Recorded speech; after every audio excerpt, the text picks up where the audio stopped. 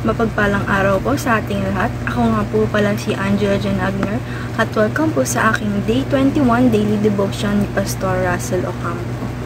Para po sa ating devotion ngayon ay ang pagpapatuloy ng series about Full Armor of God. At ang topic po natin ngayong araw, August 17, 2024 ay Armor of God, Sword of the Spirit. At ang scripture po natin ngayon ay Ephesians 6 verse 7b, and take the helmet of salvation and the sword of spirit, which is the word of God. Sa Tagalog naman po, isuot nyo ang helmet ng kaligtasan at gamitin ang tabak ng espiritu na walang iba kundi ang salita ng Diyos. So, ang helmet daw po ng salvation is ito po yung salita ng ating Diyos. Doon po tayo maliligtas pag sinuot po natin or ginamit po natin yung sword of spirit.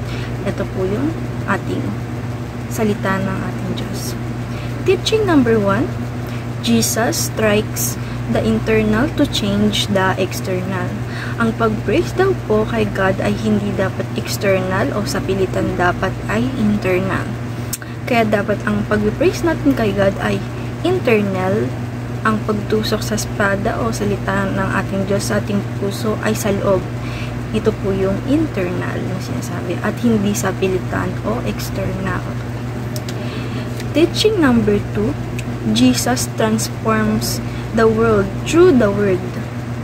Ang ating Diyos daw po ay ang talagang intensyon ay baguhin o i-transform ang ating mundo sa kabutihan at kapayapaan. Ito-transform niya po ito gamit ang kanyang mga salita.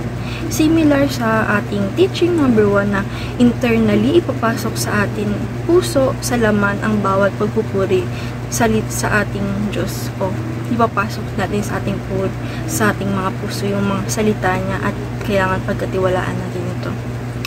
At teaching number 3, Jesus uses the sword of spirit to defeat the evil spirit. Ang ating Diyos daw po ay ginagamitan ang kanyang espada o ang salita ng ating Diyos sa pagtalo kay Satanas o sa mga evil spirit. Ganun din po tayo.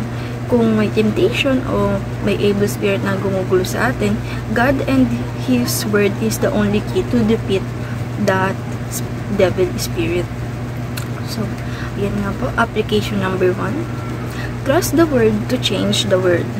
Sabi po dito, na pagkatiwalaan po natin ang strategy ng ating Diyos o ang mga gusto niyang gawin sa mundo natin o yung mga goals niya, pati na din ang kanyang salita na itatak natin sa ating mga puso para sa ikakabuti ng ating mundo, pati na din ang tayong mga tao sa ikakabuti natin ng ating mundo and tayong mga tao. Application number 2, find your role in God's goal. Ang tanging goal po ng ating Diyos ay para ayusin ang mundo sa ikabubuti neto at hindi ito give up ng ating Diyos.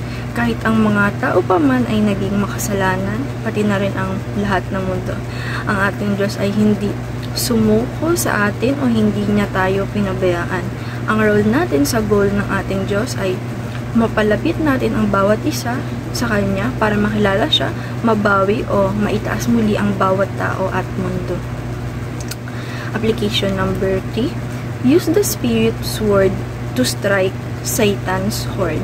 Gamitin daw po natin ang Spirit sword o salita ng ating Diyos laban sa kampo ni Satanas, laban sa kasamaan. Ang laban natin ay lahat ng kasamaan ay pananampalataya natin sa ating Panginoong Jesucristo, pati na din ang salita ng ating Diyos.